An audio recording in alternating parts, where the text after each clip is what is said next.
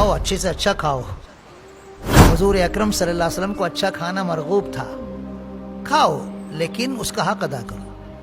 غیر مسلم کھانے کے لیے ہمارے محلے میں آتے ہیں کیونکہ سارے کھانا والے یہاں ہیں، اور ہم لوگ اعلیٰ تعلیم حاصل کرنے کے لیے غیر مسلموں کے محلوں میں جاتے ہیں کیونکہ اعلیٰ تعلیم کی درسگاہیں سب ان کے یہاں ہیں. ہائی اسکولیں ہمارے یہاں ہیں، 12ویں تک تعلیم ہمارے یہاں ہے، ڈی ایڈ بی ایڈ کی تعلیم ہمارے یہاں ہے، لیکن اس سے اعلیٰ درجے کی جو تعلیم دنیاوی اور عصری ہے وہ ہمارے محلوں میں ہے ہی نہیں. اس کے لیے ہم غیروں کے محلے میں جاتے ہیں. اس کا کھلا ہوا مطلب یہ ہے کہ مسلمان تعلیم کی طرف اتنی توجہ نہیں دے رہا جتنا صرف کھانے پینے میں توجہ دے رہا ہے. کھاؤ، اللہ کا حلال دیا ہوا رزق ہے، وہ حرام نہیں ہے، لیکن اس سے زیادہ ہم کو رزق علم کا حاصل کرنا چاہیے. علم کا رزق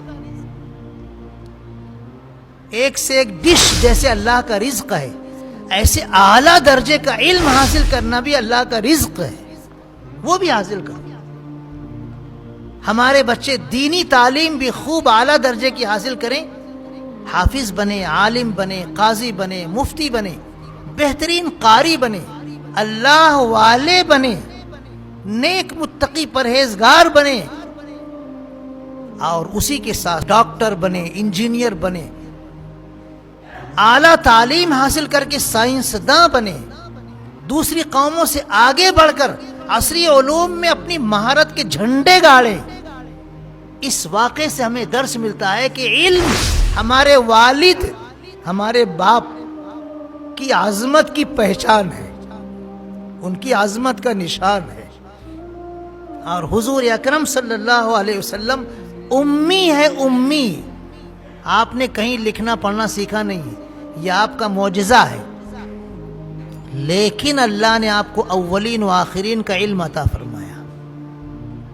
امی ہونے کے باوجود اللہ پاک نے آپ کو اولین و آخرین کا علم عطا فرمایا، اور آپ نے خود ارشاد فرمایا ہے انما بعثت معلما او کما قال، بے شک مجھے معلم بنا کر بھیجا گیا ہے.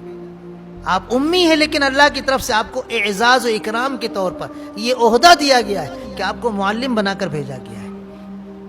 حضور اکرم صلی اللہ علیہ وسلم مسجد نبوی میں تشریف لائے.